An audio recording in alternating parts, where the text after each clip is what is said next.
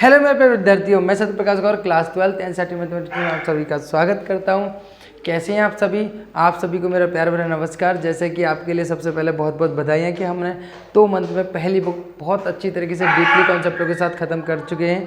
आज हम स्टार्ट करने वाले हैं सेकेंड बुक, जिसका पहला चैप्टर है आपका इंटीग्रल यानी समाकलन।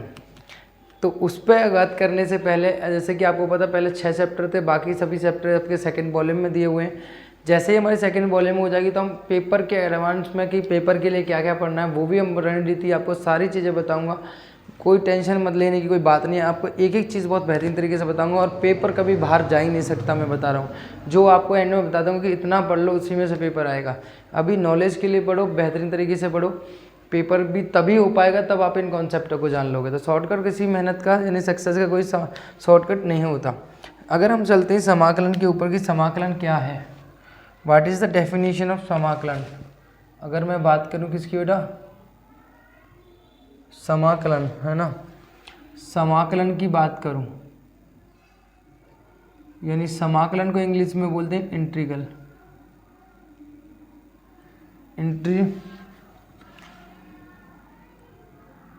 इंटीग्रल है ना, क्या बोलते हैं, इंटीग्रल बोलते हैं। ठीक है, क्या बोलते हैं बेटा, इंटीग्रल। इंटीग्रल क्या होता है, समाकलन क्या होता है, इसके ऊपर हम बात कर लेते हैं। देखिए, जब हम थोड़ा सा समाकलन को समझने की बात आती है तो उससे पहले हमें थोड़ा सा हमें अवकलन को जान लेना चाहिए। अवकलन एक ऐसी विधि थी जिसमें आपने एप्लीकेशन ऑफ अवकलन सीखा था 6 चैप्टर में। यानी आपको किसी भी फलन का अगर डेरिवेटिव प्राप्त करना हो यानी अवकलज प्राप्त करना हो तो आप कैसे प्राप्त कर सकते हो, वो आप अवकलन की मदद से सीखते हो। किसी का डेरिवेटिव आपको ज्ञात करना हो तो, यानी आपने बहुत एप्लीकेशन भी देखी, फंक्शन का मैक्सिमम मिनिमम निकालना। और आप देख रहे हो किसी में अगर किसी सर्कल में रेडियस में इतना परिवर्तन आ रहा है तो उसकी परिमाप में कितना परिवर्तन आएगा, उसके क्षेत्रफल में क्या परिवर्तन आएगा, इस तरह के क्वेश्चनों को हमने सबने निपटाया। यानी कह सकते कि अवकलन एक ऐसा प्रोसेस था, किसी भी फलन का हम डेरिवेटिव प्राप्त कर सकते थे। तो अब अवकलन ये था, तो हमें एक ऐसे प्रोसेस की तैयारी थी। पहली बात तो कि जिससे हम एफ एक्स का डेरिवेटिव एफ डैश एक्स हमने प्राप्त किया। तो मैं यहाँ कहना चाह रहा हूँ आपसे कि अवकलन एक ऐसा प्रोसेस था जिससे हम एफ एक्स यानी फंक्शन था जिसका डेरिवेटिव करके एफ एक्स कर हम क्या प्राप्त करते थे, एफ डैश एक्स प्राप्त किया करते थे। राइट, आप कहोगे सर, यानी हम ये प्रोसेस था हमारा अवकलन, किसी भी फलन का डेरिवेटिव प्राप्त करना। अब समाकलन क्या है, समाकलन एक ऐसा प्रोसेस हमें चाहिए था कि एफ डैश एक्स से क्या प्राप्त हो जाए, आपको एफ एक्स प्राप्त हो जाए। क्या प्राप्त हो जाए, एफ एक्स। यानी आप प्रारंभिक स्थिति में वापस लौट सकें। यानी अवकलन कह रहा है कि एफ एक्स से हम क्या प्राप्त कर लें, एफ डैश एक्स प्राप्त कर लें। और समाकलन क्या कह रहा है कि एफ डैश एक्स से अगर हमें एफ एक्स प्राप्त करना हो तो कोई ऐसी विधि हमें प्रोसेस चाहिए था। तो वो प्रोसेस हमारा क्या निकला, हमने समाकलन तैयार किया। क्या किया, समाकलन तैयार किया कि एफ डैश एक्स से एफ एक्स प्राप्त किया जा सकता है, जिसका नाम क्या रखा गया, समाकलन। यानी हम सीधे सीधे भाषा में अगर हम पढ़ें तो समाकलन कुछ और नहीं होता, वो अवकलन का उल्टा होता है। अवकलन का उल्टा प्रोसेस को हम क्या बोलते हैं, समाकलन कहते हैं। अवकलन के उल्टे प्रोसेस को हम समाकलन कहते हैं। यानी अवकलन के व्युत्क्रम को, यानी अवकलन के व्युत्क्रम कह सकता हूँ मैं, या ब्लूप भी कह सकता हूँ, ब्लूम भी कह सकता हूँ, समझ लो, ब्लूम भी कह सकता हूँ, मानी उल्टा। यानी अवकलन के ब्लूपन को, ब्लूम क्या यानी उल्टे प्रोसेस को, किसको बेटा, उल्टे प्रोसेस को, अवकलन के व्युत्क्रम को या ब्लूम को हम क्या कहते हैं बेटा, समाकलन कहते हैं। क्या कहते हैं, समाकलन। यानी एफ एक्स से हम क्या प्राप्त कर सकते हैं, एफ डैश एक्स प्राप्त कर सकते हैं, फर्स्ट डेरिवेटिव प्राप्त कर सकते हैं। तो उसी डेरिवेटिव से क्या हम fx प्राप्त कर सकते हैं। इस प्रोसेस को जानने के लिए, इस तरीके को जानने के लिए कि f' से fx कैसे प्राप्त किया जा सकता है, तो हमने इसके लिए एक विधि तैयार कर दी जिसका नाम रखा गया समाकलन। समझ रहे हो ना, समाकलन। यानी प्रारंभिक स्थिति हम द्वितीय स्थिति में उत्पन्न की और उस द्वितीय स्थिति से हम प्रारंभिक स्थिति में जाना चाहें तो उसके लिए हमें क्या प्रोसेस चाहिए, आपका समाकलन चाहिए।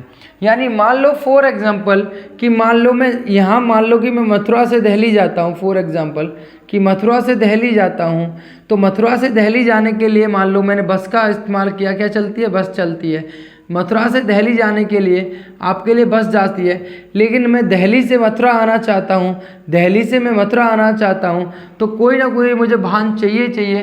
तो हमने एक विधि, एक आपका व्हीकल चला दिया जिसका नाम रखा कार।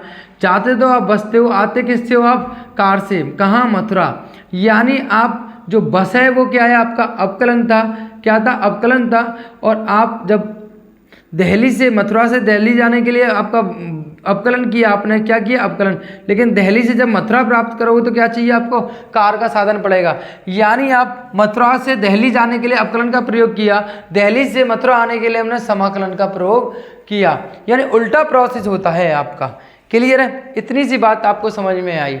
यानी डेफिनेशन थोड़ी सी आपको बिल्कुल समझ में आई कि उल्टे प्रोसेस होता है। अब मेरी बात समझना यहाँ पे, अब जो अवकलन होता है, सॉरी समाकलन जो होता है वो अवकलन का उल्टा प्रोसेस होता है, व्युत्क्रम होता है, यानी है ना। ठीक है, जब हमें किसी फंक्शन का डेरिवेटिव निकालना हो तो हम अवकलन करते हैं, जब हमें डेरिवेटिव से हमें वो फलन निकालना हो, fx निकालना हो, तो हम समाकलन करते हैं। राइट, क्लियर मेरी बात।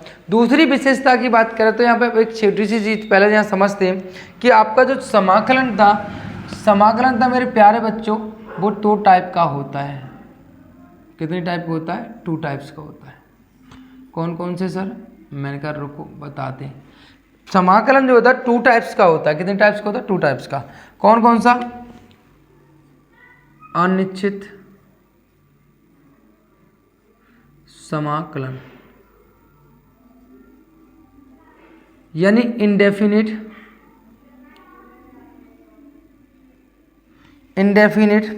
कैसा बेटा, इंडेफिनिट। और एक होता है आपका निश्चित यानी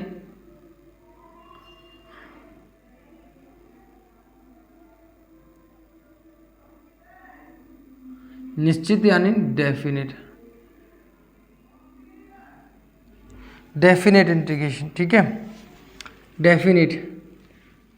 क्लियर मेरी बात, इंडेफिनिट और डेफिनिट। राइट, इंडेफिनिट और डेफिनिट। राइट, 2 प्रकार के आपके समाकलन होते हैं, एक होता है इंडेफिनिट, एक होता है डेफिनिट। अब इंडेफिनिट और डेफिनिट क्या होते हैं, इस बात पे हमें समझना है। तो ये दोनों प्रकार के समाकलन क्यों बनाए गए थे, तो समाकलन की आवश्यकता एप्लीकेशन और डेरिवेटिव आप 8 चैप्टर में पढ़ोगे, इससे वाले अगले चैप्टर में, वहाँ पे आपको पता भी चलेगा। एक लॉजिकली मैं आपको बताना चाहूँ, मान लो कि अगर फॉर एग्जांपल कि आपने ये कर्व बनाया है और इस कर्व में मान लो कि आपने एक वर्ग बनाया, वर्ग बन रहा है, आपका ट्रायंगल बन रहा है। इनके क्षेत्रफल आप आयत के क्षेत्रफल यानी आपका वर्ग का क्षेत्रफल, इनके क्षेत्रफल बड़े आप ज्योमेट्री की मदद से निकाल सकते हो। आप शंकु हुआ, इनके सबके ज्योमेट्री की मदद से निकाल सकते हो, आपका बिल्कुल ठीक है।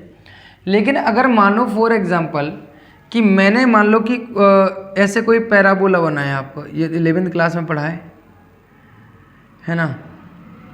मान लो कि ये पैराबोला बनाया मैंने यहाँ पे, है ना, और पैराबोला बनाया तो मान लो फॉर एग्जांपल कि मेरा ये पैराबोला बना हुआ है इस तरीके से, दोनों टाइप से।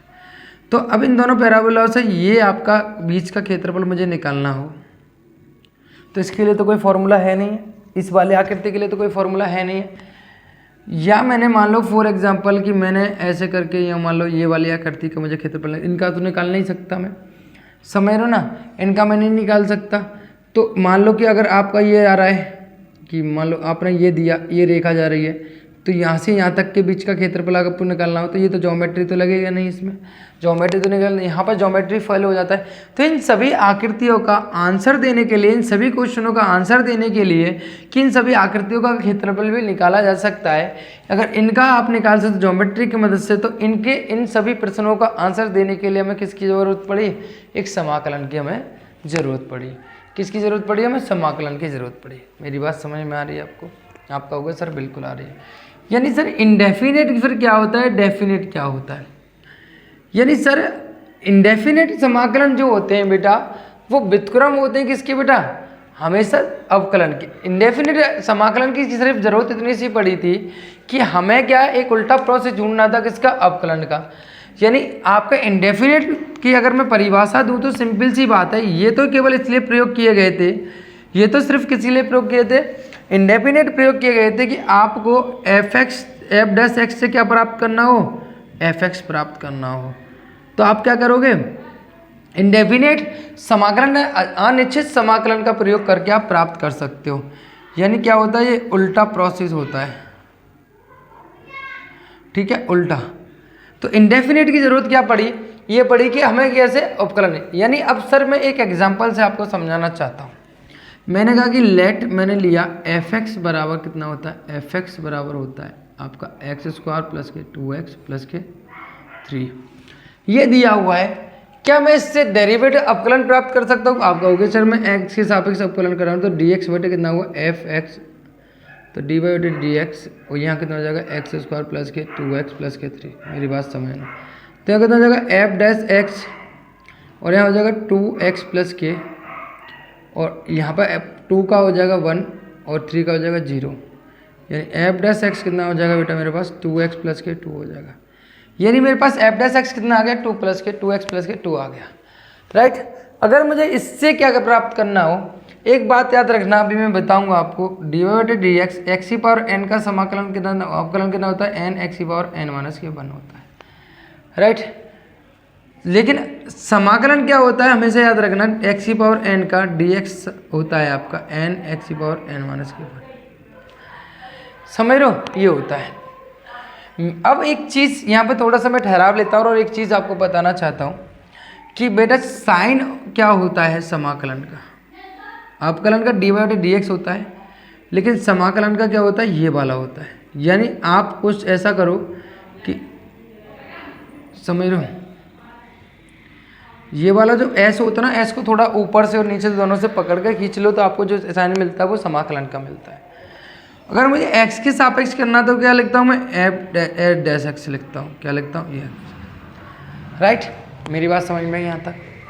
यानी इस तरीके से मैं लिखता हूँ, जिस फलन का करना है, जिसके सापेक्ष करना है, और इससे क्या होता है? सिंबल होता है, राइट। मेरी बात समझ में आई यहाँ तक? अगर मुझे यहाँ पर समाकलन निकालना है, मुझे अवकलन निकालना है, ठीक है। आपका एफ डैश एक्स, यानी एफ डैश एक्स क्या करना है? क्या करना है? 2x प्लस के 2 समाकलन करना है किसके सापेक्ष? डी एक्स के सापेक्ष। सर मैंने हमेशा बोला था कि x की पावर n का समाकलन क्या होता है? n x की पावर n माइनस 1 होता है। यानी अगर मैं यहाँ पे करूँगा तो आपको पता है 2 तो 2, यहाँ 1 पावर है तो 1 प्लस के 1 अपॉन 1 प्लस के 1, और यहाँ क्या है बेटा? आपका 2 है। यहाँ पे आपका अवकलन जो होता था अचर संख्या का, वो कितना होता था बेटा?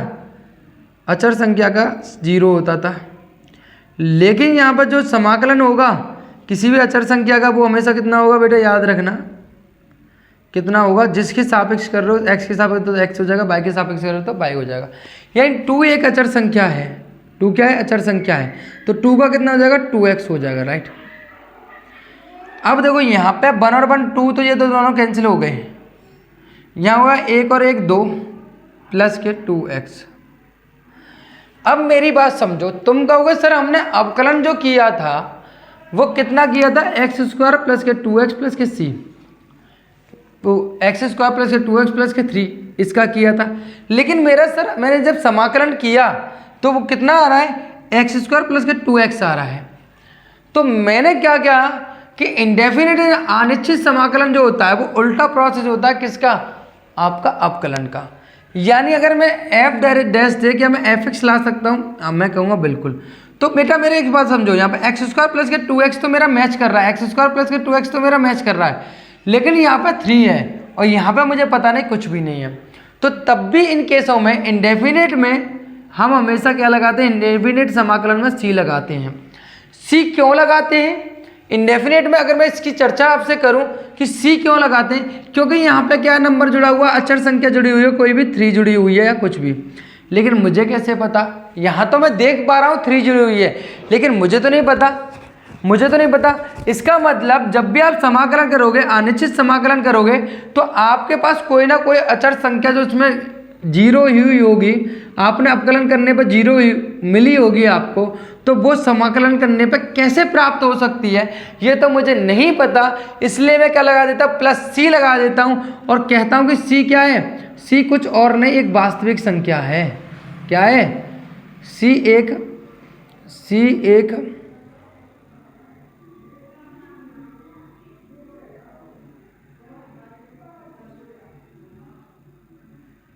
वास्तविक संख्या है। सी एक वास्तविक संख्या। सी क्यों जोड़ रहे हैं? बात समझ में आ रही है ना कि सर यहाँ पे मुझे पता है 3, लेकिन जब मैं किसी भी संख्या, किसी भी फलन का अगर मैं डेरिवेटिव करता हूँ तो वहाँ पर क्या हो जाता है? आपका उस फलन का डेरिवेटिव 0 हो जाता है, यानी अचर संख्या का 0 हो जाता है। लेकिन जब मैं समाकलन करूँगा तो वो अचर संख्या मुझे कैसे पता चलेगी कि क्या अचर संख्या जुड़ी हुई है? तो इसलिए मैं मान लेता हूँ सी मान लेता हूँ। तो इंडेफिनेट में हमेशा क्या लगाता हूँ? मैं सी लगाता हूँ। और आप देख पा रहे हो मैंने एफ डैश एक्स का मैंने समाकलन किया तो मेरे पास x square plus 2x plus के सी यानी अवकलन मेरे पास प्राप्त होकर आ गया। बात समझ पा रहे हो? See any number. आप कहोगे सर अगर अचर संख्या हो ना तो इसमें एफ एक्स में अगर अचर संख्या ना हो तो बेटा हम सी फिर भी लगाएंगे, सी वहाँ पर 0 ले लेंगे। अगर मान लो यहाँ पर 3 नहीं होता तो मेरा सर बिल्कुल एकदम करेक्ट आंसर आता, मैं कहूँगा बिल्कुल आता। फिर हमने सी क्यों लगाई? अगर सी बेटा मैं मान सकता हूँ, मुझे तो नहीं पता, तो इस केस में सी क्या हो जाएगी? यहाँ पर 0 हो जाएगी। क्या हो जाएगी? सी 0 हो जाएगी, क्योंकि मैंने क्या बोला? सी एक वास्तविक संख्या है। बात समझ रही? तो इंडेफिनिट में हमेशा क्या लगती है? प्लस सी जोड़ते हैं। क्या जोड़ते हैं? प्लस सी जोड़ते हैं, है ना? क्या जोड़ते हैं? प्लस सी जोड़ते हैं। मेरी बात समझ में आई? यहाँ तक बात समझ आई कि इंडेफिनिट समाकलन क्या होता है? एक उल्टा प्रोसेस होता है किसका? अवकलन का। अब निश्चित अगर यहाँ पे मैं बेसिक चीज़ों की बात करूँ, साइन पता चल गया मेरा। अब देखो मेरी बात, ये एफ एक्स क्या होता है? मेरी बात समझना, ये एफ एक्स जो होता है वो क्या होता है? समाकल्य होता है। क्या होता है बेटा? समाकल्य होता है। ठीक है, क्या होता है बेटा? इसको समाकल्य कहते हैं। और आपको पता है इस पूरे इससे जो सॉल्यूशन निकल कर आता है, इससे जो हल निकल कर आता है, क्या निकल कर आता है? हल। सॉल्यूशन जो निकल के आता है, जो निकल कर आता है ना, उसे कहते हैं बेटा हम कहते हैं बेटा, इससे जो सॉल्यूशन जो निकल के आता है उसको जो हम कहते हैं वो समाकल।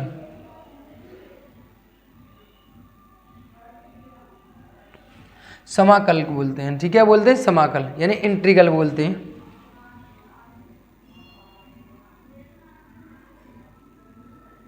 इंटीग्रल बोलते हैं, राइट? क्या बोलते हैं?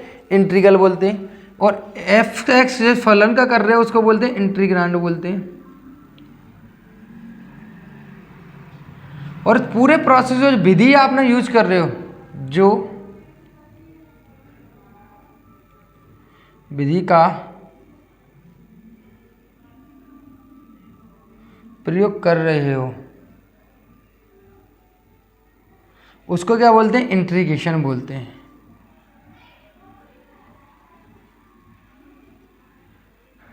यानी इंटीग्रेशन मतलब समाकलन बोलते हैं। तीनों बात समझ में आई? यानी अगर हम इसकी बात करें, यानी आपको ये पूरा इस विधि जो आप सॉल्यूशन हल निकल के आएगा उसको बोलेंगे हम समाकल। और जो पूरा इससे जो विधि से जो भी आंसर निकल कर आएगा उसको बोलेंगे समाकलन। जो फलन है उसको बोलते हैं समाकल्य। और जिस विधि से आप कर रहे हो उसको बोलते हैं इंटीग्रेशन, यानी समाकलन बोलते हैं। तीनों में डिफरेंस समझ में आया? तीनों में बात क्लियर हुई आपकी? आप कहोगे सर बिल्कुल, मेरी बात समझ में आ रही है ना कि समाकल किसे बोलते हैं? समाकल जो बोलते हैं आपका जो एफ एक्स जो फलन का कर रहे होते हो, जिसका जो आंसर आता है इससे पूरा निकल के उसका कल बोलते हैं, इसको समाकल बोलते हैं और समाकल्य बोलते हैं और इसको समाकलन बोलते हैं। क्लियर है मेरी बात? यहाँ तक बात आपको समझ में आई? आप कहोगे बिल्कुल सी। और हमने बताया कि सी क्यों जोड़ रहे हैं वो भी आपको बताया। क्लियर है? अब सर इसमें जो है, मेरी बात समझना, ये रफ कर दूं मैं, अनिश्चित समाकलन की क्यों जरूरत पड़ी, ये सारी चीजें पता चली। क्लियर है?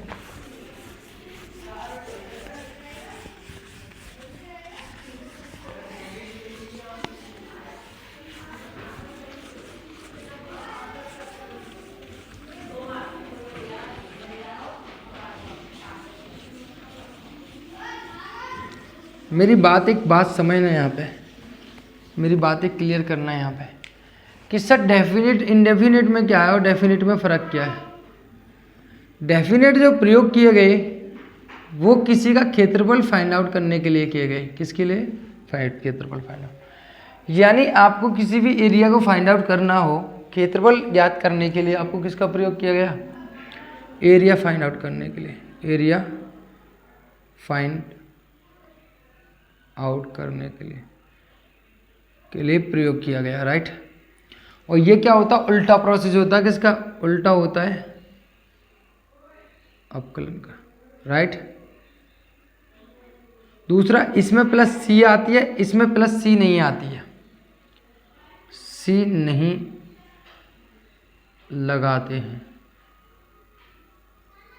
नंबर दी, अगर इसमें इसका फंक्शन क्या होता है? एफ एक्स बराबर डी एक्स ऐसे लिखते हैं। इसमें थोड़ा सा फर्क आ जाता है, केवल इतना होता है यहाँ पर लिमिट आ जाती है, a to b f x d x. इसमें कोई आपका एल्जेब्रिक आंसर आएगा। किसमें आएगा? एल्जेब्रिक आंसर आएगा। क्या आएगा? एल्जेब्रिक आंसर आएगा।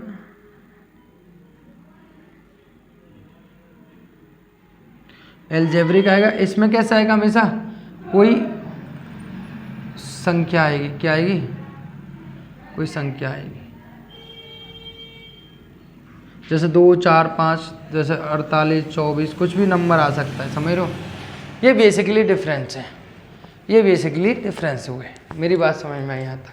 आप कहोगे सर, यानी अगर एफ डैश एक्स का अगर मुझे समाकलन करना है तो कैसे लिखूंगा? एफ डैश एक्स फलन का किसके सापेक्ष? एक्स के सापेक्ष।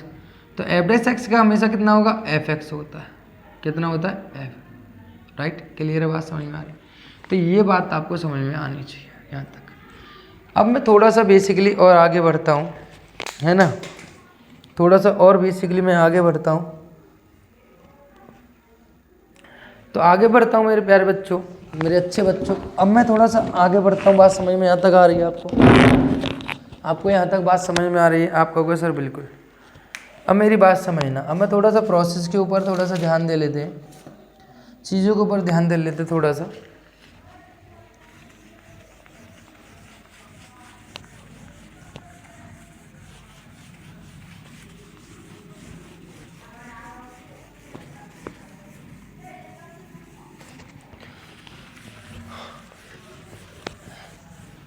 कुछ बेसिक फॉर्मूलों के ऊपर बात कर लेते हैं हम। बेसिक फॉर्मूले क्या हैं इसके?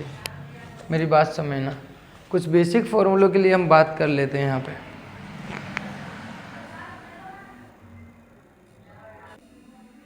कुछ बेसिक फॉर्मूलों की बात करें हम यहाँ, बेसिक फॉर्मूले की बात समझना है हमें यहाँ पे कि डिवाइडेड एक्स की पावर एन का कितना होता है? एन एक्स की power n divided d x अवकलन के समझने, अवकलन के बता रहा हूँ मैं।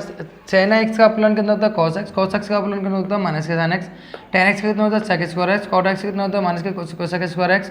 और सेक एक्स कितना होता है? सेक एक्स टेन एक्स होता है। कोसेक एक्स का माइनस के कोसेक एक्स कॉट एक्स होता है। ई की पावर एक्स का ई की पावर एक्स होता है। ए की पावर एक्स का ए की पावर एक्स लॉग ए होता है। और डिवाइडेड डी एक्स यानी आपका लॉग सेक एक्स का कितना होता है बेटा? आपका टेन एक्स होता है। Divided d x log ten x का कितना होता है? आपका कॉट एक्स होता है। सॉरी टेन एक्स नहीं है बट साइन एक्स होगा। लॉग साइन एक्स का कितना होता है? कॉट एक्स होता है। ठीक है? और यहाँ पर लॉग एक्स का कितना होता है? 1/x हो जाता है। और कुछ बेसिक फॉर्मूलों की और बात करूँ यहाँ पे तो आपको पता है divided d x sine inverse x का कितना होता है 1/रूट 1 माइनस के x square divided d x cos inverse x का कितना होता है आपको पता है माइनस के रूट 1 माइनस के एक्स स्क्वायर राइट, यही होता है। And now divided d x tan inverse x का कितना होता है 1/1 प्लस के x square divided d x cot inverse x का कितना होता है माइनस के 1/1 प्लस के x square divided d x sec x का कितना होता है 1/x रूट 1 माइनस के एक्स स्क्वायर। ठीक है, यही होता है, कोई दिक्कत यहाँ तक की? ठीक है, और यहाँ पर डिवाइडेड डी एक्स जो होता है मेरे पास कोसेक इनवर्स एक्स बराबर माइनस के 1/x और रूट 1 माइनस के एक्स स्क्वायर, ये होते हैं बेसिकली। हमने अवकलन में ये फॉर्मूले पढ़े थे। अब मेरी बात समझना, ये थे मेरे अवकलन की। अगर अवकलन की याद है तो समाकलन की याद करना कोई बड़ी बात नहीं है। तो मेरी बात समझना, x⁴n का समाकलन कितना होगा, या x⁴n का था n x⁴n-1 और यहाँ x⁴n का जो समाकलन होगा बेटा वो कितना हो जाएगा x⁴n n+1/n+1, जहाँ n is not equal to -1। क्यों नहीं रखेंगे, क्योंकि माइनस में रख दे तो 1/1 कितना हो जाएंगे, यहाँ पर 0 हो जाएंगे। ठीक है, 0 नीचे 0 आनी नहीं चाहिए। उसी प्रकार से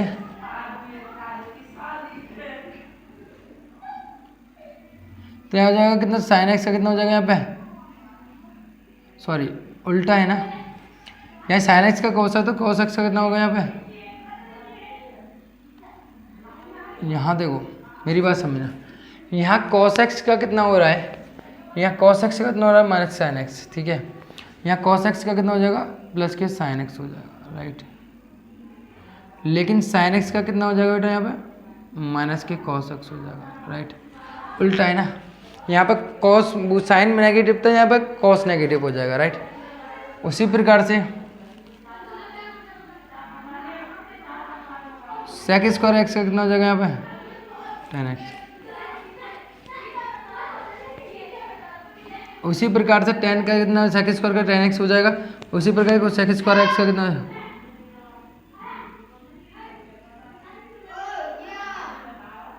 cot x हो जाएगा।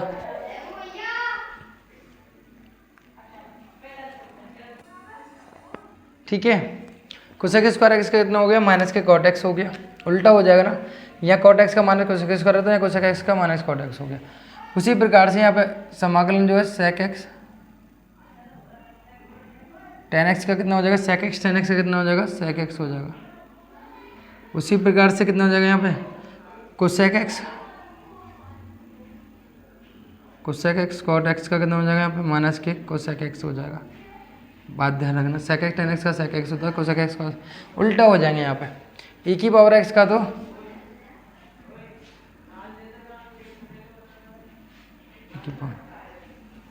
ऐसे ही यहाँ पे कितना हो जाएगा, यहाँ पे a⁴log e का सम अगर मतलब a⁴x है ना। अगर मैं यहाँ पे बात करता हूँ भाई कि log यानी tan x होता है तो tan x का कितना होगा log sec x। ठीक है, उसी प्रकार से अगर मैं बात करता हूँ यहाँ पे cot x का कितना होगा log sin x हो जाएगा, कितना होगा log sin x हो जाएगा। आपको पता है यहाँ पे 1/x का अवकलन कितना था log x होता है, तो यहाँ log x का 1/x होता है सम अवकलन, तो 1/x के समाकलन कितना हो गया log x हो गया राइट। क्लियर है। उसी प्रकार से हम यहाँ लिखना चाहें 1/√1 माइनस अवकलन कितना किसका होता है, साइन इनवर्स एक्स का होता है, इसका समाकलन कितना हो जाएगा साइन इनवर्स एक्स हो जाएगा राइट। उसी प्रकार से यहाँ पर लिखना चाहिए हम माइनस के 1/√1 माइनस के एक्स स्क्वायर डी एक्स, तो कितना हो जाएगा यहाँ पे cos inverse x 1/√1 one plus x square का कितना हो जाएगा यहाँ पर टेन इनवर्स एक्स। उसी प्रकार से अगर हम बात करें तो माइनस के one upon one plus x square कितना हो जाएगा यहाँ पे कॉट इनवर्स एक्स। ये हो जाएंगे राइट, कोई दिक्कत यहाँ तक की। उसी प्रकार से अगर मैं यहाँ बात करूँ यहाँ पे तो one upon one x root one minus के एक्स स्क्वायर का हो जाएगा sec inverse x. And last one is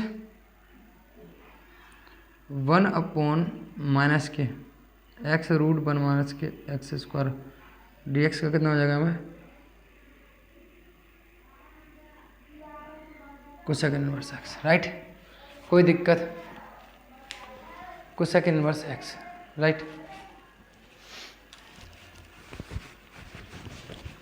clear है, ये हो गया, यहाँ तक बात समझ में आई, कोई दिक्कत है आपको?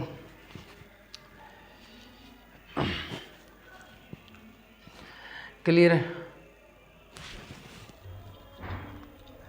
कोई दिक्कत है यहाँ तक आपको? सर कोई दिक्कत नहीं, यानी आप उल्टा प्रोसेस देख रहे हो। आप यहाँ क्या था, साइन का कॉस था, यहाँ कॉस का साइन होगा, यहाँ साइन का माइनस के कॉस का माइनस के साइन एक्स था, यहाँ साइन एक्स का माइनस के कॉस एक्स होगा। टेन एक्स का सेक स्क्वायर होता है, यहाँ सेक स्क्वायर का टेन एक्स स्क्वायर होगा। देखो कॉट का कितना था माइनस का सेक स्क्वायर ऐसा, कोसेक स्क्वायर एक्स का कितना होगा माइनस के कॉट एक्स होगा। सेक एक्स का सेक एक्स टेन एक्स था, तो यहाँ पे सेक एक्स का सेक एक्स टेन एक्स होगा। कोसेक एक्स का कितना होगा माइनस के कोसेक एक्स कॉट एक्स था, तो यहाँ कोसेक एक्स कॉट एक्स का कितना हो जाएगा यहाँ पे कोसेक स्क्वायर एक्स हो जाएगा, ई की पावर एक्स ई की पावर एक्स हो जाएगा। तो आप देख रहे हो यहाँ पे सब उल्टा है, समझ रहे हो ना? ये बेसिकली फॉर्मूले आपको पता होने चाहिए राइट। ये देख लीजिए एक बार, अब चलते हैं हम आगे, नोट डाउन कर लेना, समझ लेना है राइट। तो इनको एक बार देख लो सभी ध्यान से, और फिर थोड़ा सा मैं क्वेश्चनों के ऊपर चलने वाला हूँ अब, है ना।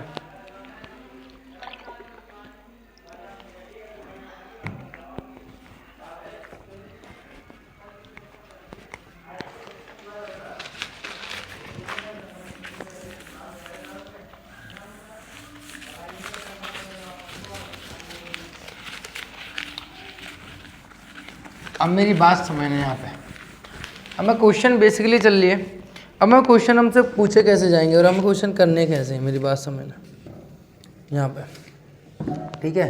तो क्वेश्चन कैसे पूछे जाएंगे वो बात समझना अब यहाँ पे।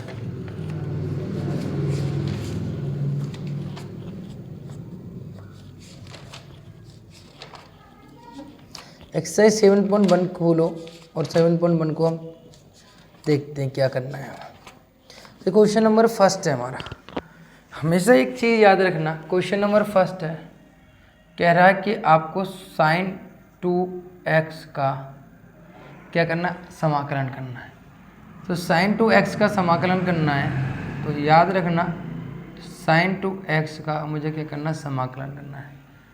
तो इंटीग्रेशन विद रेस्पेक्ट टू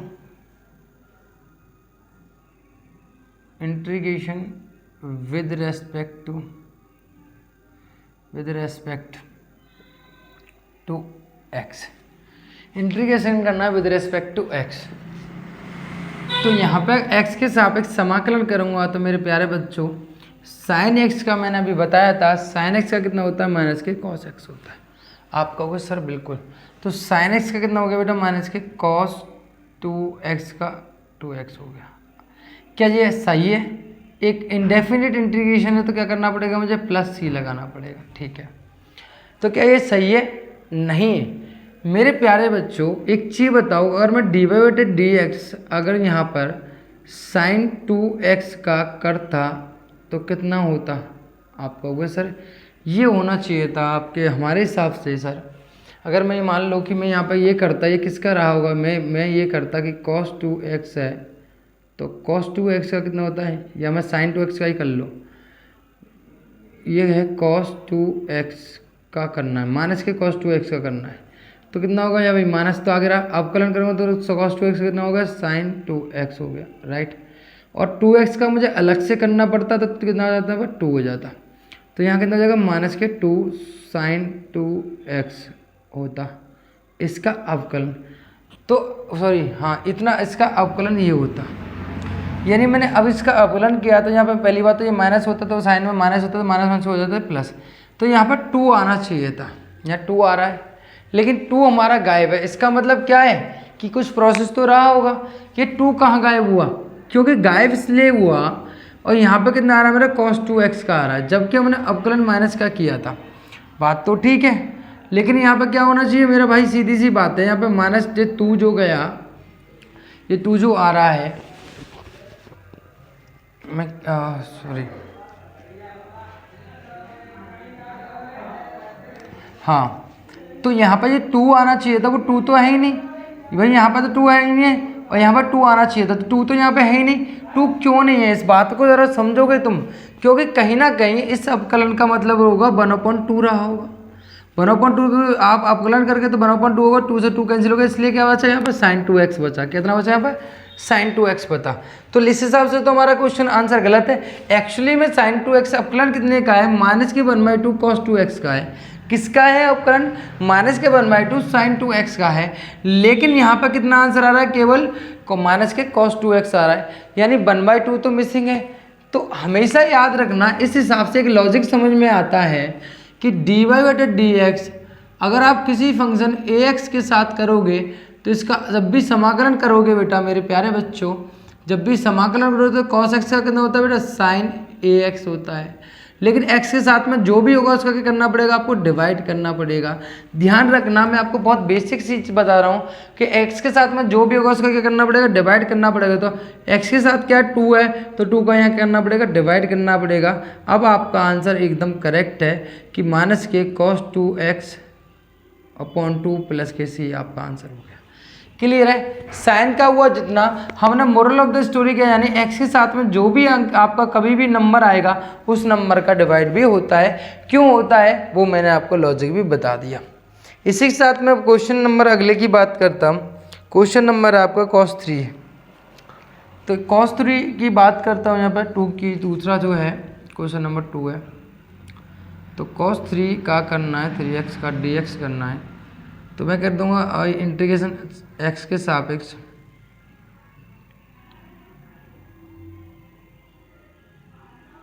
समाकलन। तो cos x का कितना होता है बेटा, sin x होता है। कितना होता है बेटा, sin 3x, और यहाँ पर 3 साथ में, तो 3 का करना पड़ेगा डिवाइड, और प्लस के c हम लगा देते हैं। क्वेश्चन का आंसर खत्म। बात समझ में आई आपको? होगा सर बिल्कुल। मैंने हर एक चीज़ में आपको बताया कि आपको क्वेश्चन नंबर 3 करना है, आपको करना है e⁻3x का करना है dx। तो e⁻3x का कितना होगा 3x, और x के साथ क्या है 3 है, तो 3 का डिवाइड प्लस के c।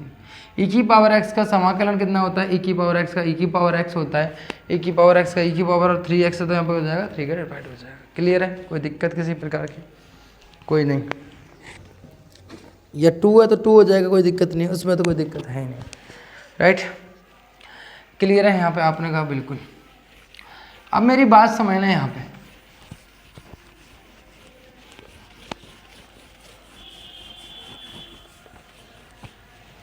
हमेशा याद रखना कि अगर मुझे समाकलन करना है किसका, f(x) प्लस माइनस gx का, तो मैं अवकलन की तरह दोनों में फंक्शनों में लगा सकता हूँ, f(x) में भी dx प्लस माइनस, और समाकलन gx और dx दोनों में अलग अलग किया जा सकता है, दोनों फंक्शनों का अलग अलग किया जा सकता है। जैसे क्वेश्चन नंबर आपका 4th, तो आप 4th को अगर करूँ मैं, 4th देखो पहले, तो क्वेश्चन नंबर 4th है, समाकलन ax प्लस के b की पावर कितना 2 है, dx करना है। तो सिंपल सी बात है, पहले पावर है तो पावर का करेंगे हम, यहाँ पे पावर है तो पावर का करेंगे, ठीक है। पावर का करेंगे तो मेरे प्यारे बच्चों x⁻n का जो समाकलन होता है वो कितना होता है, x⁻n + 1/n+1, यही होता है। ये यहाँ पर लगाऊंगा मैं, कितना हो जाएगा ax प्लस b की पावर 2 + 1, और यह हो जाएगा 2 + 1, और यहाँ पे अब डिवाइड x के साथ क्या है, यहाँ पे a है तो a का क्या करना पड़ेगा, यहाँ पे डिवाइड देना पड़ेगा। मैंने अभी बताया आपको, हर एक क्वेश्चन में करना है ये, तो हर एक क्वेश्चन में जब भी x के साथ में कोई भी संख्या होगी तो 2 और 1 3, तो 3a प्लस के c हो जाएगा आपका आंसर करेक्ट। क्लियर है, बात समझ में आई यहाँ तक आपको? कोई बिल्कुल। इसी प्रकार से मैं क्वेश्चन नंबर 5 की बात करता हूँ। क्वेश्चन नंबर अगर मैं 5 की बात करता हूँ तो आपको दिया हुआ है कि sin 2x और माइनस के कितना है यहाँ पर sin 2x माइनस के 4 ई की पावर कितना है यहाँ पे 3x है, ई की पावर 3x dx, राइट, ये है। तो अगर मैं यहाँ पे करूँगा बेटा यहाँ पे, तो यहाँ पे हो जाएगा कितना sin 2x dx का अलग कर सकता हूँ, और यहाँ पे 4 ई की पावर 3x का यहाँ पे अलग कर सकता हूँ। क्या बताइए, ये बताया मैंने अभी, ठीक है ना। तो यहाँ पे हो जाएगा sin 2x का कितना हो जाएगा बेटा माइनस के cos 2x है ना, और 2 का यहाँ करना पड़ेगा डिवाइड, माइनस 4 तो आपका आगे आ गया, 4 आगे आ गया तो ई की पावर x का कितना होगा ई की पावर x, और x के साथ क्या यहाँ 3 है तो 3 का करना पड़ेगा डिवाइड प्लस के c। आपका आंसर खत्म। बात समझ में आ रही है यहाँ पे, क्लियर है। क्वेश्चन नंबर अगर मैं करता हूँ यहाँ पे 4th की, वो 6 की बात करता हूँ। क्वेश्चन नंबर मैं 6 की बात करता हूँ यहाँ पे, ठीक है, ये नोट डाउन कर लेना। फॉर्मूले एक बार देख लेना, मैं मिटा रहा हूँ है ना, रफ कर रहा हूँ।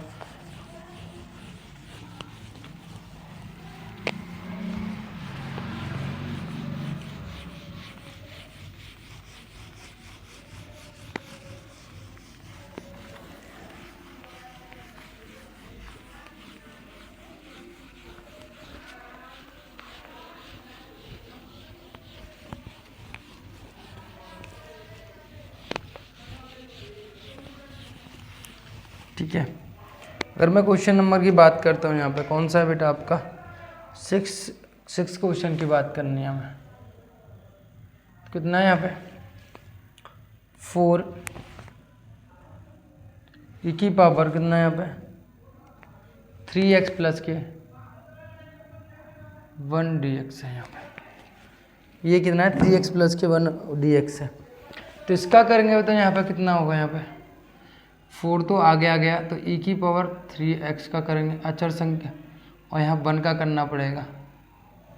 हमेशा याद रखना 4 e की पावर 3x का e की पावर 3x 3 का नीचे डिवाइड चले जाएगा, मैंने बताया अभी। 1 का यहाँ 0 नहीं होता, अवकलन 0 होता है, लेकिन यहाँ कितना होता है x होता है, कितना होता है x, राइट, कितना होता है x, और प्लस c आपको सबके साथ जोड़ना ही जोड़ना है। एंड अगले क्वेश्चन की बात करें, क्वेश्चन नंबर 7 की बात करें हम, ठीक है। तो क्वेश्चन नंबर 7 है वो आपका, तो question number 7 x square minus के 1/x² dx है। तो इसको कैसे निपटा सकते हैं, देखो सिंपल सी बात है, एक्स स्क्वायर का क्या करो यहाँ पे डिवाइड दे दो, वो गुणा कर दो अंदर। जब मैं एक्स स्क्वायर का गुणा करूँगा कितना हो जाएगा यहाँ पे एक्स स्क्वायर और minus x square into 1/x², कितना होगा यहाँ पर dx हो जाएगा। एक्स स्क्वायर से एक्स स्क्वायर कैंसिल, तो कितना बचेगा यहाँ पे एक्स स्क्वायर माइनस के 1, इसका क्या करना है समाकलन करना है। तो एक्स स्क्वायर एक्स की पावर 2 का करेंगे तो कितना आएगा 3/2। अब तो बात समझ में आ गई, तो 1 का कितना हो जाएगा यहाँ पे x हो जाएगा और प्लस के c, ये आपका समाकलन खत्म। तो क्वेश्चन नंबर 7 बेसिकली ख़त्म।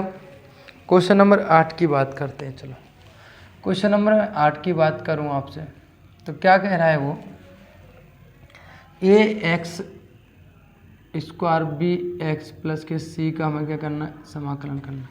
तो तीनों फंक्शनों का मैं अलग अलग कर सकता हूँ, तो यहाँ पर हो जाएगा ax स्क्वायर dx प्लस के bx dx प्लस के c dx, तीनों का कर सकता हूँ।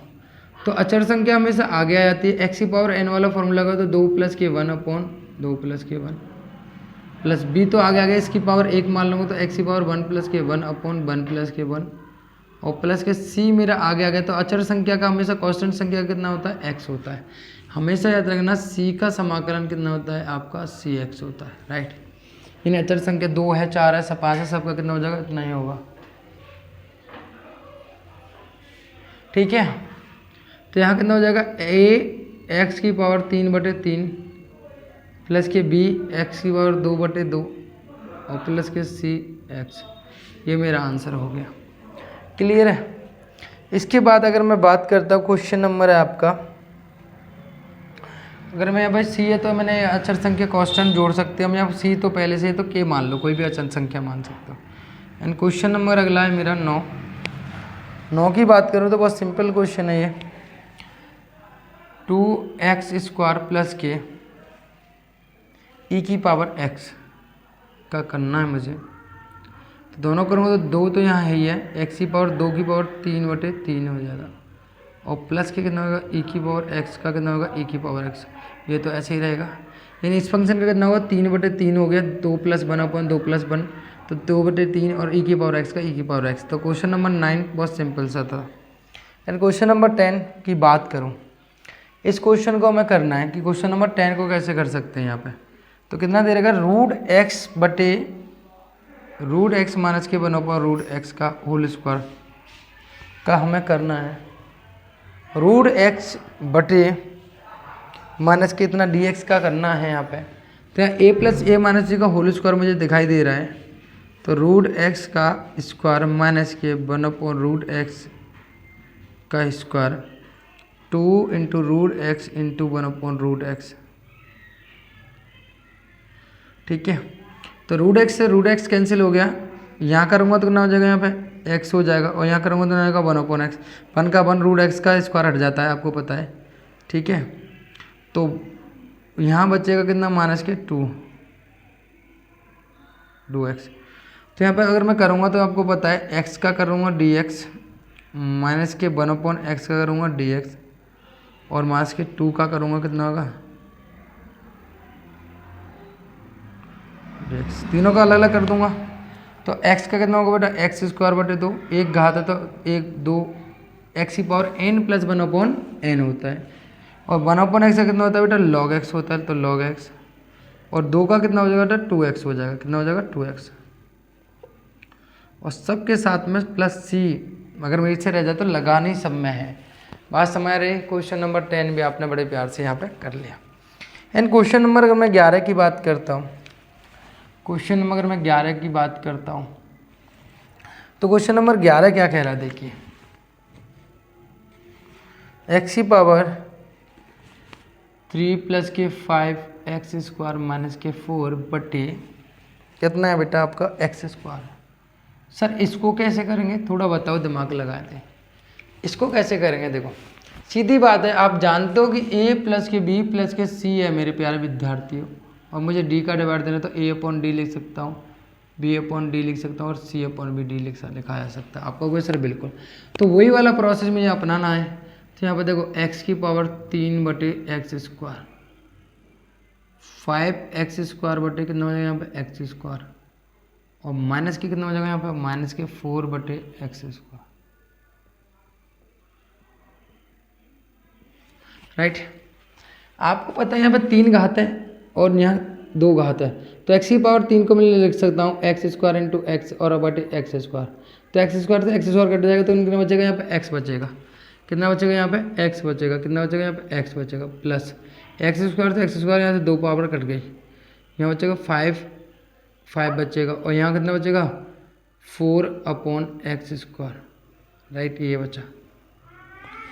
तो तीनों का अलग अलग करूँगा मैं, यहाँ पे x का करूँगा यहाँ पे dx प्लस के 5 का करूँगा dx, और यहाँ 4 तो है ही है, लेकिन इस x² को ऊपर ले जाएंगे तो x की घात कितने हो जाएंगे -2 हो जाएंगे। राइट, क्लियर है, कोई दिक्कत नहीं। यानी सर x का कितना हो जाएगा यहाँ पे, x का हो जाएगा यहाँ पे x²/2, और 5 कितना हो जाएगा 5x, एंड माइनस के 4 यहाँ लगाऊंगा तो x की पावर -2 + के 1 अपन -2 + के 1 + के c। राइट, यहाँ तक बात समझ में आई आपको होगा सर बिल्कुल।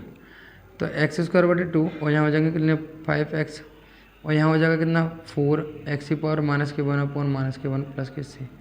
तो यहाँ हो जाएगा x²/2 + के 5x प्लस 4x की पावर 1 + के c। ठीक है, प्लस के c।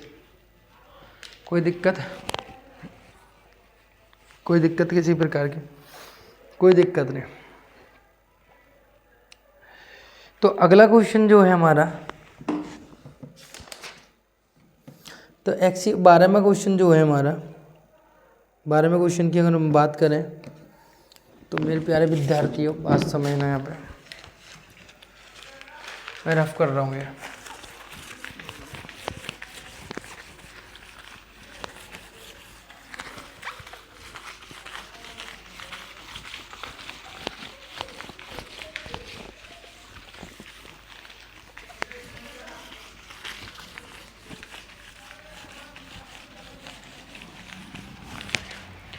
क्वेश्चन नंबर मैं 12 की बात करूँ, क्वेश्चन नंबर मैं 12 की बात करता हूँ तो दिया है बेटा मुझे कितना कि एक्स क्यूब, ये तो अभी की तरह हो जाएगा, एक्स क्यूब प्लस के 3x प्लस के 4 बटे कितना हो जाएगा रूट एक्स हो जाएगा, ये हो जाएगा। इसका करना है तो डिवाइड देंगे बेटा अभी की तरह, एक्स की पावर 3 बटे रूट एक्स प्लस 3x बटे रूट एक्स प्लस 4 बटे रूट एक्स कर सकते हो आप। तीनों पार्टों को मैं अलग भी कर दिया।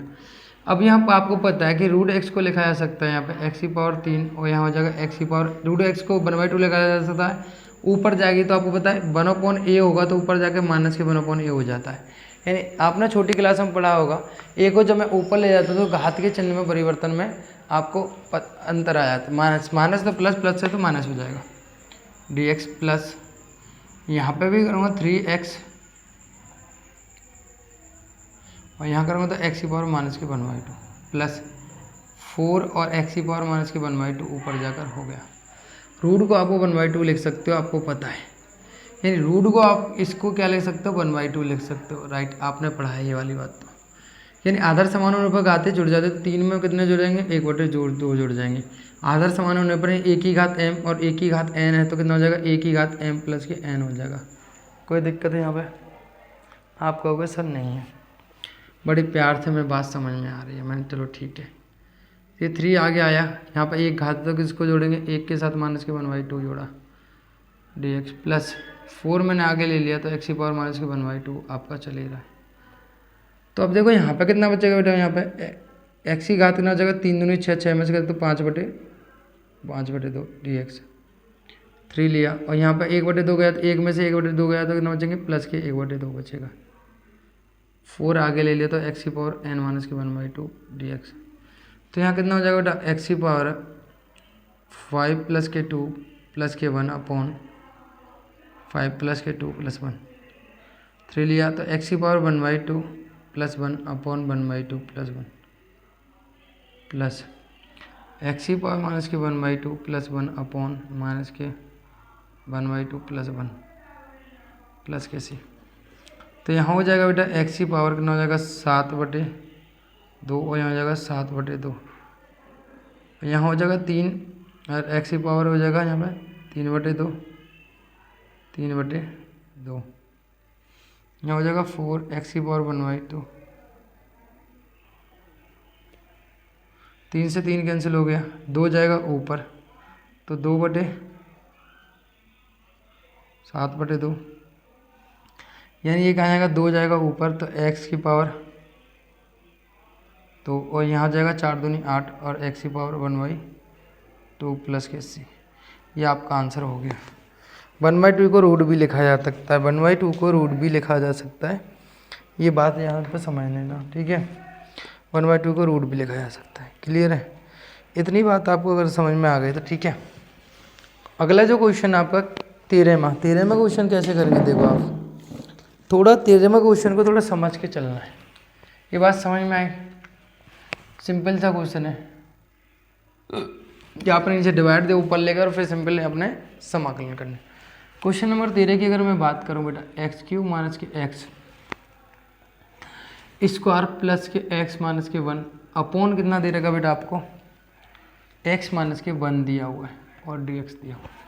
इसको कैसे करेंगे, देखो आप एक बात समझो यहाँ पे कि मैं यहाँ पे क्या करता हूँ, यहाँ पे मैं ले लेता हूँ यहाँ पे x² कॉमन ले लूँ तो कितना बचेगा, यहाँ पे x बचेगा और यहाँ बचेगा माइनस के 1 और यहाँ पे आपका x माइनस के 1 आपका चल ही रहा है, ये कितना हुआ माइनस के 1 हुआ, राइट। कोई दिक्कत आप कहोगे नहीं सर पूरे में से कॉमन कितना आ रहा है, यहाँ पे x माइनस के 1 कॉमन लिया तो यहाँ बचेगा x² और यहाँ बचेगा प्लस 1, यहाँ पे ये बचेगा, आप कहोगे सर बिल्कुल dx, तो ये दोनों कट गए तो बचा कितना यहाँ पे x² प्लस 1 का हमें क्या करना है, x² प्लस 1 का क्या करना है, हमें समाकलन करना है। क्या करना है बेटा आपको, तो x² का करेंगे कितना आएगा x की पावर 2 प्लस के 1 अपॉन 2 प्लस के 1 और 1 का करोगे कितना आएगा x प्लस के c, तो कितना आएगा यहाँ पे x की पावर 3/3 प्लस के x प्लस के c।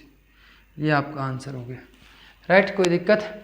क्या किया हमने, यहाँ पे एक्स क्यू है, यहाँ पे एक्स स्क्वायर, तो एक एक्स स्क्वायर बाहर निकाला, यहाँ बचा एक एक्स, यहाँ बचा वन, तो एक्स माइनस के वन, और यहाँ से वन कॉमन ले लिया तो यहाँ पे एक्स माइनस वन, तो एक्स माइनस वन कॉमन निकाला, एक्स स्क्वायर यहाँ बचा प्लस के वन, तो ये बचा, कैंसिल कर लिया, जो बच्चा हमारा आंसर आ गया। क्वेश्चन नंबर 13 कट हो गया। ठीक है, क्वेश्चन नंबर मैं 14 की बात करता हूँ मेरे प्यारे विद्यार्थियों, मेरे प्यारे विद्यार्थियों, अच्छे विद्यार्थियों, मेरी बात समझना है आप। क्वेश्चन नंबर मैं इसकी बात करता हूँ, कौन से की, 18 की बात, सॉरी 15 की बात, 14 की बात करता हूँ। तो 1 माइनस के एक्स और रूट एक्स डी एक्स है मेरे पास। तो इसका जब अगर मैं मल्टीप्लाई करता हूँ तो रूट माइनस के 1x इंटू एक्स की पावर 1/2, तो यहाँ कितना होगा, यहाँ पर एक्स की पावर 1/2, और यहाँ कितना 1 है, कितना बेटा 1 है, तो एक्स की पावर 1 इंटू एक्स की पावर 1/2 अंदर मल्टीप्लाई कर दिया ब्रैकेट से। आपने कहा ठीक है कोई दिक्कत नहीं है। तो देखो जब मैं इसको जब मैं सॉल्व करूँगा तो एक्स की पावर 1/2 और यहाँ हो जाएगा एक्स की पावर 3/2। एक्स की पावर 1/2 का करूँगा ना होगा यहाँ पे एक्स की पावर 3/2 यानी एक्स की पावर एन वाले फॉर्मूले से 1+1/2 में अगर मैं 1/2 में प्लस 1 जोड़ूंगा तो कितना आएगा, 3/2 आएगा, ही आएगा। माइनस इसमें जोड़ूंगा जब मैं 3/2 प्लस 1/3/2 प्लस 1 प्लस सी, यानी एक्चुअली मैं इसको जब मैं सॉल्व, या मैं इसको लिख सकता हूँ 1/2,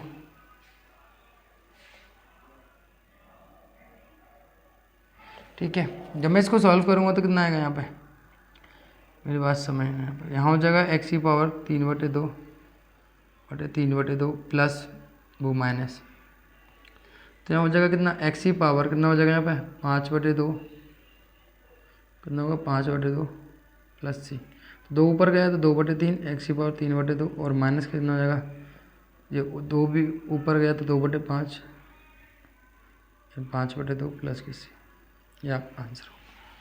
क्लियर? तो क्या किया हमने यहाँ पे किया कि एक्स स्क्वायर प्लस के 1 और ये तो हो गया, तो यहाँ पे 1 माइनस के एक्स इंटू रूट एक्स था, रूट एक्स को ले सकते हैं 1/2, तो 1/2 एक्स की पावर 1/2 का अंदर मल्टीप्लाई किया तो 1 के साथ किया तो एक्स की पावर 1/2, और यहाँ हो जाएगा एक्स की पावर 1 इंटू एक्स की पावर 1/2 तक एक्स की पावर 3/2 हो गया। अब इन दोनों फंक्शनों का समाकलन कर देते हैं, एक्स की पावर एन वाले थे, एक्स की पावर n प्लस 1/n+1, तो 1/2 प्लस 1/1/2 प्लस 1 और 3/2 प्लस 1/3/2 प्लस 1, तो इसका समाकलन सॉल्व करके हमने निकाल लिया। इसी के साथ क्वेश्चन नंबर अगर हम चलते हैं 15 की तरफ, तो 15 क्या है, 15 क्वेश्चन आप डू योर सेल्फ करोगे, एक्स की पावर एक्स की रूट एक्स को 1/2 लिख सकते हो और आराम से सॉल्व करके उसको कर सकते हो। एंड क्वेश्चन नंबर 16 की बात करूँ मैं, question number 15 do your self, और ना हो तो मैसेज करो, ठीक है। क्वेश्चन नंबर है आपका 16, कितना हो जाएगा यहाँ पर 3x, तो कितना होगा 3x और कितना यहाँ पर 3x माइनस 2x माइनस के 3 cos x और प्लस के e की पावर x dx हो गया, ये है। अब तो आप समझ गए, तो यहाँ पे मैं तीनों का अलग अलग करूँगा तो 2x का हो जाएगा, यहाँ पे आप समाकलन करूँगा तो 2 आगे तो x का dx हो जाएगा, 3 आगे cos x का समाकलन होगा, अचर संख्या आगे आ जाती है, इससे कोई मतलब नहीं होता, और e की पावर x का e की पावर x, तो यहाँ हो जाएगा कितना 2x²/2, 3 cos x का हो जाएगा, यहाँ पे cos x हो जाएगा प्लस के sin x, और e की पावर x प्लस c, 2 से 2 cancel, x² 3 sin x plus के e की पावर x प्लस के c। ये क्वेश्चन नंबर अगला, क्वेश्चन नंबर 17, सिंपल सा क्वेश्चन था। क्वेश्चन नंबर 17 तो आप खुद ही कर सकते हो, इसको अभी की तरह हो जाएगा, सिमिलर क्वेश्चन है इसी की तरह, केवल एक्स की पावर एन को रूट है तो रूट को कैसे लिखोगे, लास्ट वाले टर्म को 1/2 लिख लेना और एक्स की पावर एन वाले फॉर्मूले से कर लेना, सिमिलर क्वेश्चन है, ठीक है। एंड क्वेश्चन नंबर मैं इसकी बात करूँ तो अगर मैं इस क्वेश्चन नंबर यहाँ 17 को भी मैं करता हूँ, 2x² माइनस के 2x² माइनस के 3 sin x, ये दिया हुआ है 3 sin x प्लस के 5√x की dx। तो ये समाकलन करना है। तो 2 तो यहाँ आ गया, 2 की पावर कितना होगा 3/2। ये मैं डायरेक्ट समाकलन कर रहा हूँ। साइन एक्स का कितना होता है मेरा, कॉस एक्स होता है समाकलन, राइट। 5 एक्स की पावर 1/2 लिख सकता हूँ, तो 1/2 + 1/1/2 + 1 ये होगा, और प्लस सी हो जाएगा। समाकलन डायरेक्ट कर दिया। यानी 2/3 x³ प्लस 3 cos x, और यहाँ 1/2 यानी 3 हो जाएगा, तो 10/3 x की पावर 3/2 सी।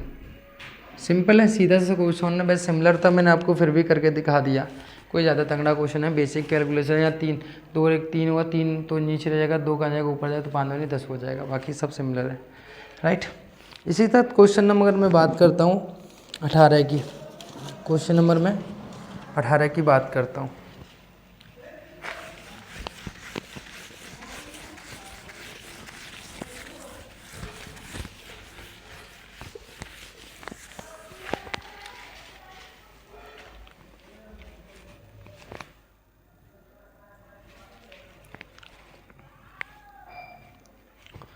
तो 18 की बात करता हूँ।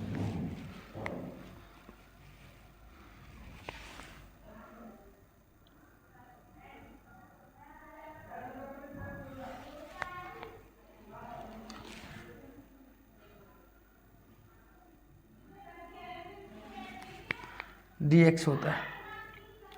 तो यहाँ पर अगर मैं sec स्क्वायर x का अंदर मल्टीप्लाई करूँगा तो कितना हो जाएगा यहाँ पर sec स्क्वायर x और प्लस के sec x और tan x, राइट।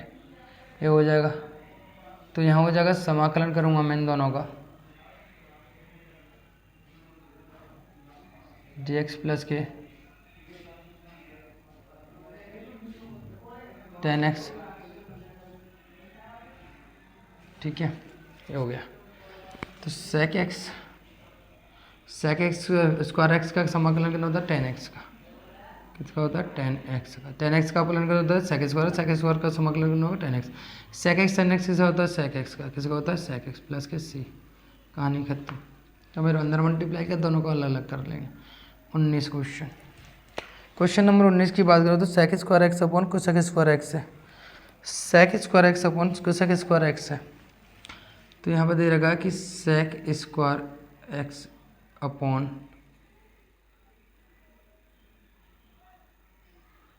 तो हमें पता है कि 1/sec, आप जानते हो कि sec x बराबर होता है कितना, 1/cos x।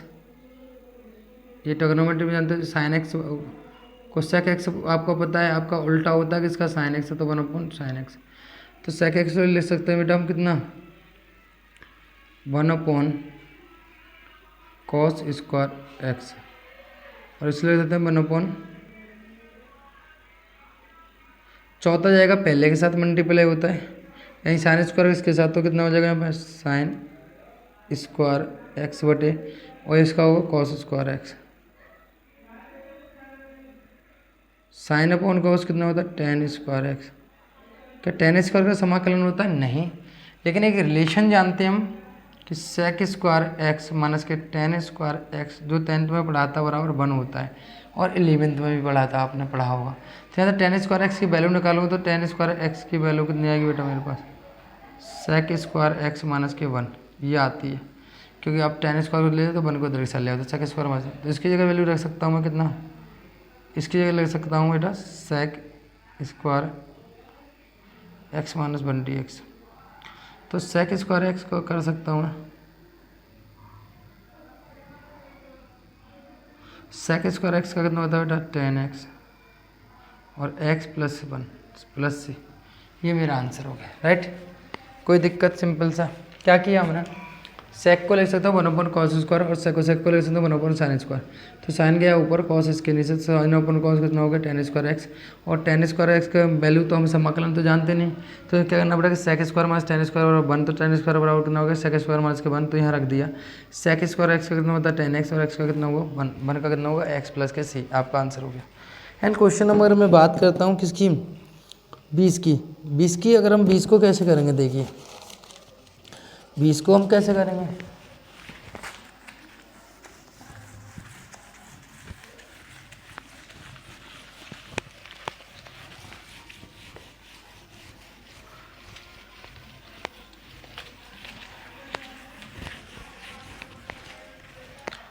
तो क्वेश्चन नंबर हम 20 की बात करें, किसकी बात करें, 20 की। 2 3 साइन एक्स बटे कितना हो जाएगा यहाँ पे, cos square x d x, ये हो जाएगा, राइट, ये हो जाएगा। आप कहोगे सर बिल्कुल, तो अब मैं इसको दोनों को अलग अलग करके लिख सकता हूँ। आप कहोगे बिल्कुल 2 upon cos square x d x और माइनस के 3 अपॉन, क्या किया मैंने, नीचे वाली संख्या को ऊपर वाली दोनों संख्याओं में डिवाइड कर दिया। ये मेरा मैथमेटिक्स का रूल है, और दोनों का समाकलन में अलग कर सकता हूँ, तो इसलिए मैंने यहाँ पे दोनों को अलग अलग लिख लिया चिन्ह के साथ। आप कहोगे सर कोई दिक्कत नहीं है, आप सही लिख रहे हो। तो 1 अपॉन कॉस स्क्वायर, तो दो तो कोई मतलब ही नहीं है, दो को तो कितना हो जाएगा यहाँ पर sec square. 1 upon cos square x कितना होता है, सेक स्क्वायर, अभी समझाया आपको पता है। इसको लिख सकता हूँ 2 स्क्वायर है साइन, इसके ऊपर कितने स्क्वायर है बेटा, sine x upon cos x, एक स्क्वायर, तो एक स्क्वायर इसके पास यहाँ एक कॉस स्क्वायर को मैं इस तरीके से ब्रेक करके लिख सकता हूँ। आप कहोगे सर लिख सकते, कोई दिक्कत नहीं है, सही है। तो 2 मेरा आ गया सेक स्क्वायर एक्स, ये है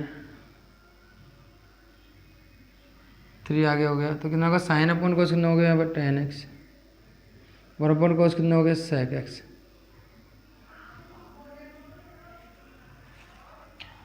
तो यहाँ हो जाएगा 2 सेक स्क्वायर एक्स को कितना हो जाएगा यहाँ पर, 10x, अभी बताया आपको, और सेक एक्स 10x कितना होता है, सेक एक्स, तो सेक एक्स हो गया प्लस के सी।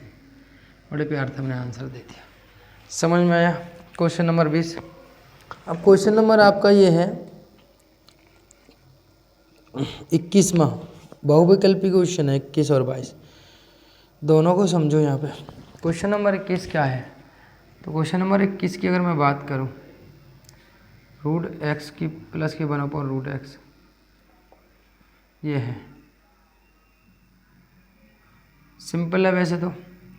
रूट एक्स को मैं बेटा मेरे प्यारे बच्चों, मेरे अच्छे बच्चों में निकाल सकता हूँ, रूट एक्स को लिख सकता हूँ 1/2, और यहाँ पर 1 अपॉन रूट एक्स है तो माइनस के 1/2 लिख सकता हूँ। आप कहोगे सर एक्स की पावर एन वाला फॉर्मूला लगाऊंगा तो 1 प्लस के 1/2 प्लस 1 अपॉन,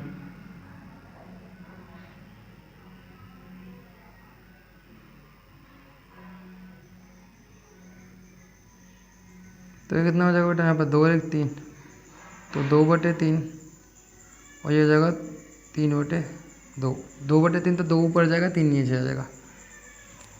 यहाँ पे आपको पता है एक्स की पावर 1 से 1/2 को कितना आ जाएगा 1/2, और यहाँ 1 से 1/2 तो 1/2 प्लस के सी, तो 2/3, 3/2 कितना होगा 2, तो आपका आंसर हो गया। क्लियर है।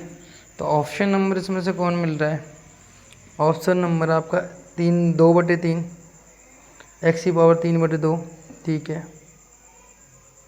तो 2 और एक्स की पावर, ये आपका मिल रहा है। Option number c is correct, option number c is correct. And last question इस एक्सरसाइज का जो है वो कह रहा है divided d x f x बराबर कितना दिया है, 4x की पावर 3 माइनस 3 अपॉन एक्स की पावर 4, तो f2 की बराबर 0 है, तो fx का मान ज्ञात करके हमें यहाँ पे बताओ क्या करना है, fx का मान आपको ज्ञात करके, ठीक है। चलो देखते हैं। आपको मतलब कि इसने कहीं ना कहीं आपको गुमराह करने के लिए एक चीज़ लिख दिया, मेरी बात समझ।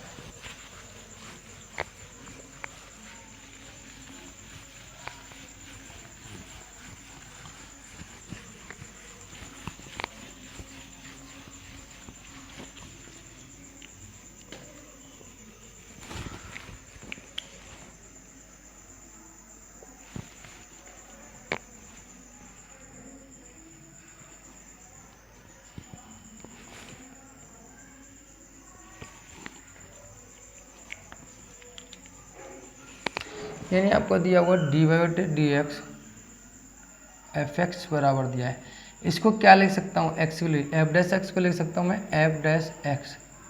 यानी एक बार आपको अवकलन दिया हुआ है, क्या दिया हुआ है, अवकलन बराबर कितना दिया, 4x की पावर 3 माइनस के 1 अपॉन एक्स की पावर कितना है यहाँ पे 4 है, 3 अपॉन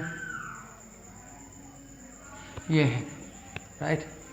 ये है मेरे पास, ये दिया हुआ है, क्लियर है।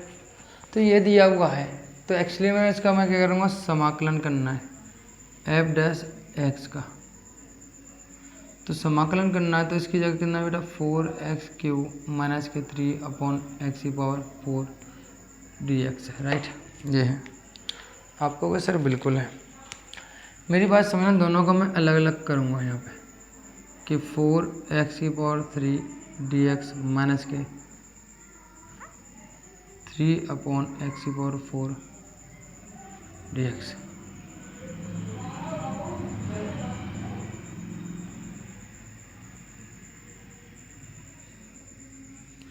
तो हो जाएगा कितना, 4x³ प्लस के 1 अपॉन 3 प्लस के 1 माइनस के 3, यहाँ हो जाएगा x³ माइनस के 4 dx। तो x⁴ बटे 4 यहाँ करूँगा तो x की पावर कितना हो जाएगा,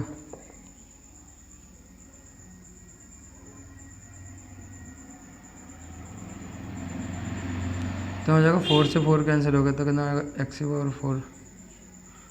यहाँ हो जाएगा x⁴ माइनस के 3 बटे माइनस के 3 प्लस के 3 से 3 कैंसिल, तो x माइनस में जाएगा प्लस, तो x की पावर कितना है यहाँ पे जो आपका चल रहा है। तो इसका समाकलन जब करूँगा मैं, तो इतना आएगा fx निकल कर आएगा, कितना आएगा, fx निकल कर आएगा, राइट। एफ डैश एक्स का समाकलन क्या होता है, fx होता है, आपको पता है। यानी मेरे पास fx निकल कर आ गया, तो fx मेरे पास कितना आया, यहाँ जगह 3 से 3, तो x बटे एक्स की पावर, इसको लिख सकता हूँ मैं 3, तो माइनस माइनस कितना जगह प्लस, तो 1/3 एक्स की पावर 3 प्लस के c हो जाएगा, राइट। ये हो जाएगा मेरे पास निकल कर। यानी इसने क्या किया है कि f0 की वैल्यू कितना है, x पर अगर मैं 0 रख देता हूँ, तो f0 की वैल्यू जो है वो कितनी दी है इसने, 2 दी है। तो यहाँ मैं पुट करूँगा x बराबर 0, तो x0 की पावर 4 और यहाँ प्लस 1/3 प्लस के c, ये है मेरे पास, ये है मेरे पास, ठीक है। यानी 2 रखना है, सॉरी मेरे को उल्टा रख दिया मैंने, यहाँ 2 रखना है, x बराबर 2 रखना है और बराबर में 0 है, तो यहाँ रखना है मुझे 2। तो यहाँ कितना है, 2 की पावर कितना रख सकता हूँ मैं, 2 की पावर प्लस 3, 2 की पावर 3 प्लस के c, यानी f2 की वैल्यू कितना रख सकता हूँ मैं, 0 रख सकता हूँ, ये मुझे दिया हुआ है। तो यहाँ रख दूँगा 0, 2 की पावर 16, 2 की पावर 4 का मतलब 16 और 2 की पावर 3 का मतलब 8, 8 दिए 24 प्लस के c, 24 का गुणा 6 से 16 से करूँगा, 16 गुणा 24 प्लस के 1/, कितना जाएगा 24 प्लस के c, राइट। ये मेरा हो जाएगा।